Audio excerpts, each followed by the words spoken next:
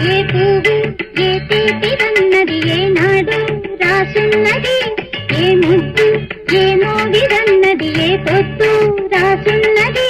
బంధాలై పెనవేయు వయసుకు అందాలే దాసోహమనగా, మందారం విరబూయు పెదవులు మధువులనే సరిచూడమనగా, పరువాలే ప్రణయాలే స్వప్న. ఏ పువ్వు ఏ తీపిదన్నది ఏనాడు రాసున్నది, ఏ ముద్దు ఏ మోగిదన్నది ఏ పొద్దు రాసున్నది.